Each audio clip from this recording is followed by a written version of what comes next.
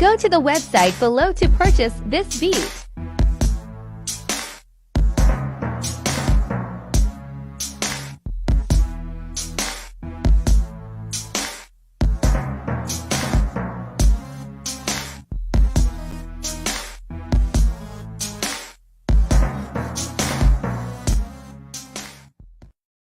Go to the website below and purchase this beat.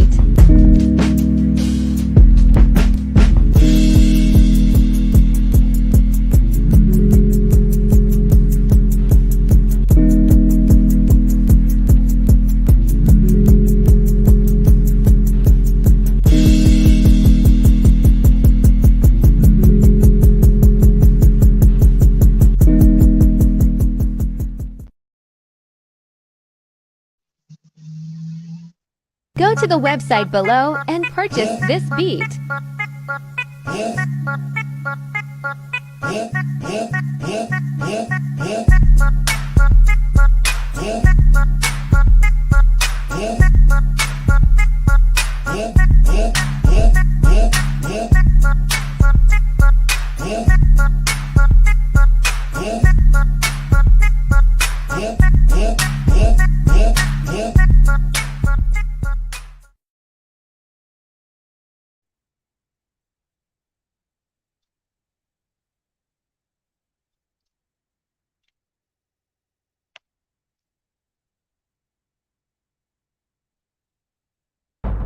And now, here's your What's the 411 news brief.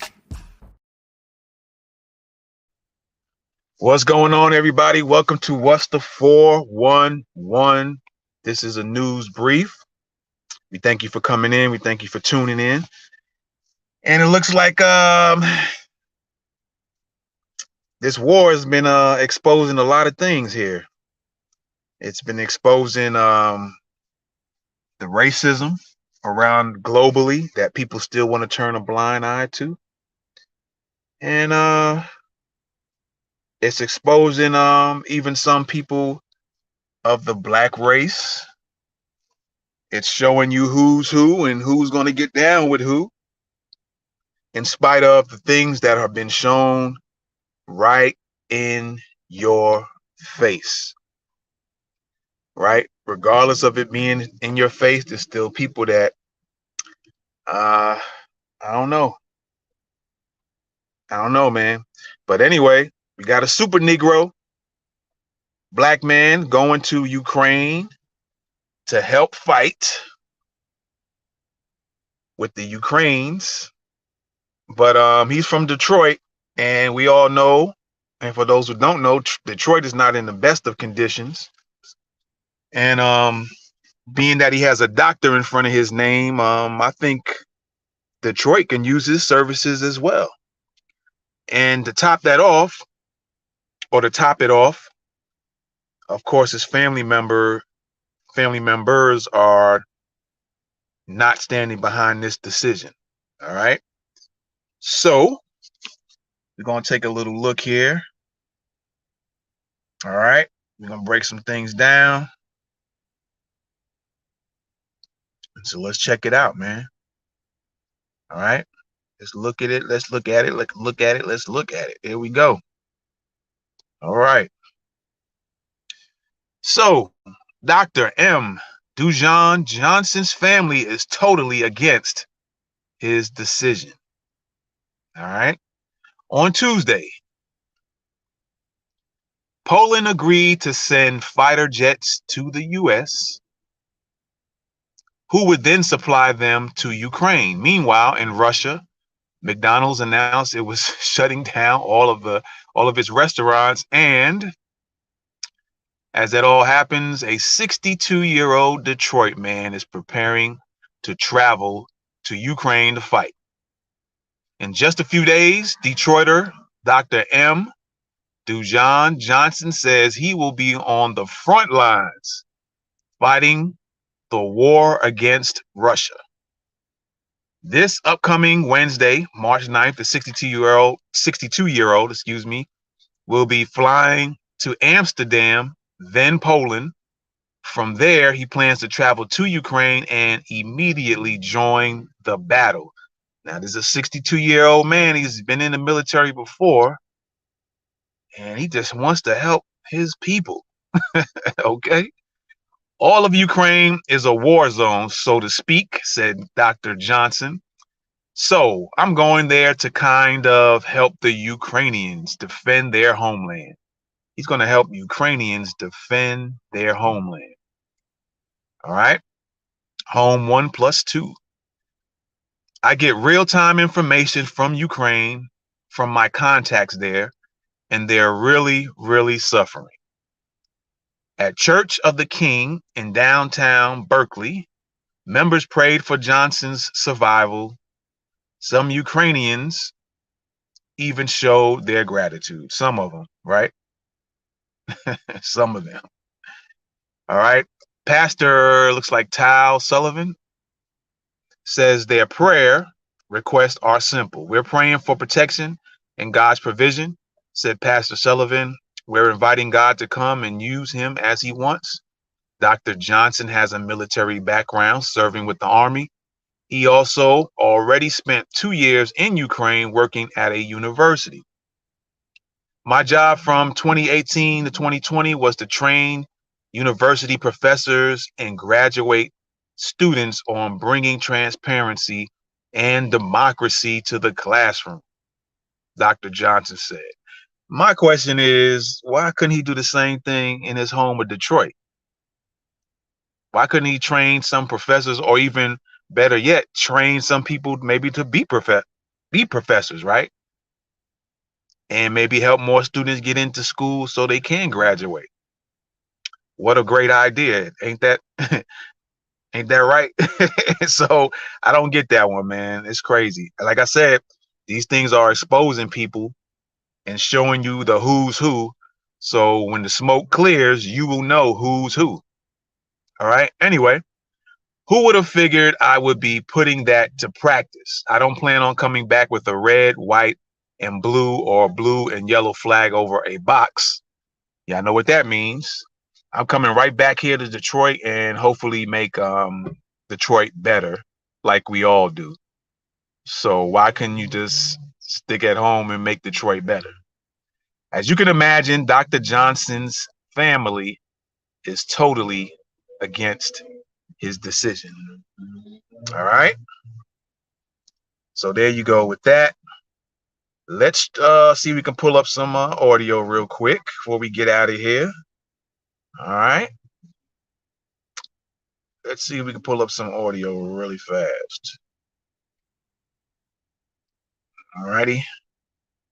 There we go. See if we can bring it in. There we go. All right. Let's get that out of there.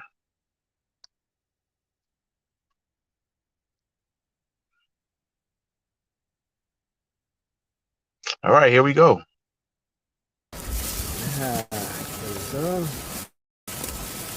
When there's a call for action, you answer that call.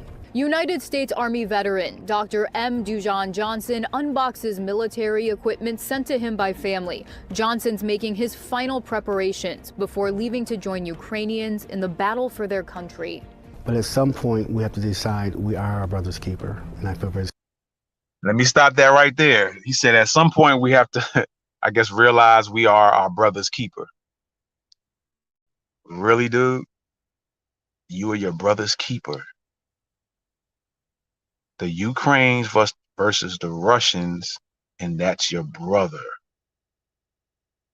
But people in your own hometown, as stated in the article, need that help as well. And you are in Detroit. That's real interesting. Strongly about that. That calling, Johnson says, came from watching a country he loves turn for their country.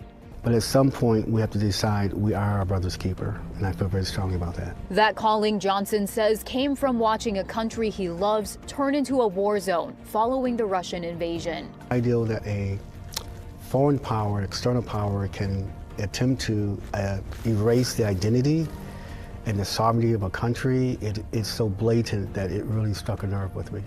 Johnson served in the Peace Corps in Ukraine. Sorry about that. I'll put it back here in a minute. It really struck a nerve with him. Can you imagine? It really struck University professors on how to bring transparency to erase the identity and the sovereignty of a country, it's so blatant that it really struck a nerve with me. Johnson served in the Peace Corps in Ukraine back in 2018, where he trained university professors on how to bring transparency and democracy to the classroom. Johnson, who also trained NATO troops, says he's not just worried about the Russians, he also worries about the unpredictability of fighting with untrained civilians. Not recognizing a combatant toward a friendly fire, the idea of shooting your own people, that's probably a bigger concern even than snipers.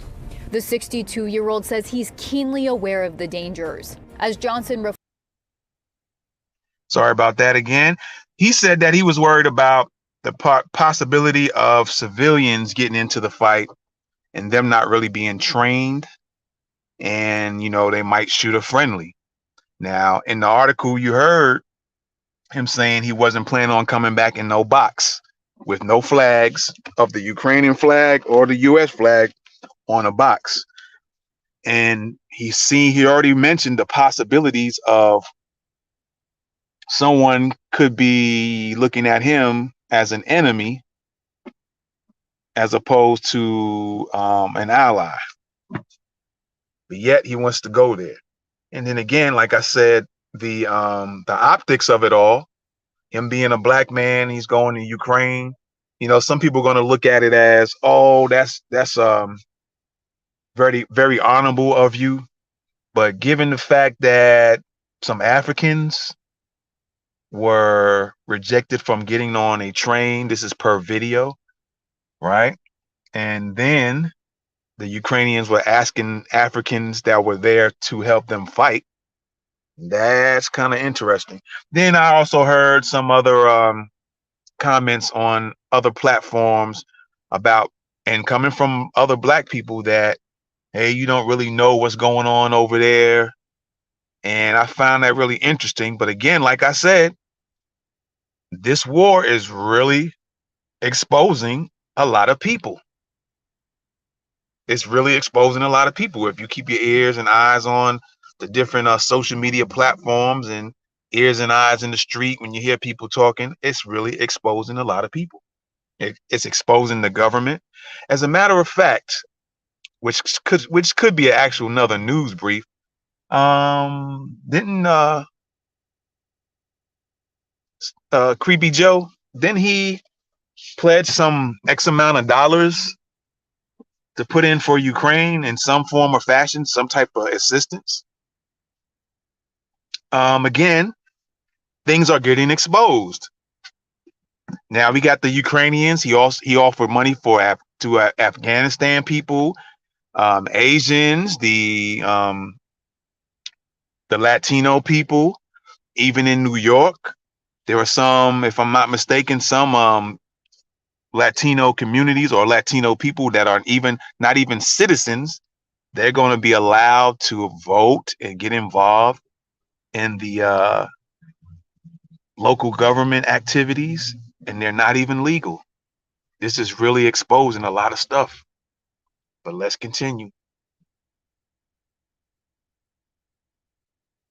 his decision, he says he's relying on faith. And as he's fighting overseas, he wants us to make the world better in our own ways. And I don't expect people to go over to Ukraine or China or Ethiopia to practice what they preach. But your neighbor who's elderly, try shoveling their snow. This is simply a global extension of how we Americans should believe. We also reached out to the State Department. A spokesperson says the U.S. travel advisory remains in effect. They do not recommend Americans travel to Ukraine. And they also say if Americans are in Ukraine, they need to get out as quickly and as safely as possible. All right, there you go. There you have it, ladies and gents. I wonder how many more super Negroes are going to go out there and say, yeah, I'm going to join in as well. There's got to be a time when you got to draw a line in the sand and, kind of stand up for something, because otherwise, this is going to be a real serious situation for Black people in particular. All right. This is another example of inappropriate behavior. And like I said, you're going to have some people that say that's honorable, what he's doing. He even mentioned, even in the article, it mentioned, he plans on coming back, not in a box, so he can come back and help his Detroit city. But why leave? You should be helping them now. You can do your part with your education and your knowledge. You can be raising a lot of people up to go to college and show them how to graduate, the things they need to do, and possibly even have professors on board with you and teaching professors here, Black professors. But again, there you go, Black man going to Ukraine to help fight. But Detroit could use his help as well, and his family members are definitely against what he's doing. All right, so there's your news brief, ladies and gentlemen. This is What's the 411. We appreciate y'all. Thanks for tuning in. We're out. Peace. And now, here's your What's the 411 news brief.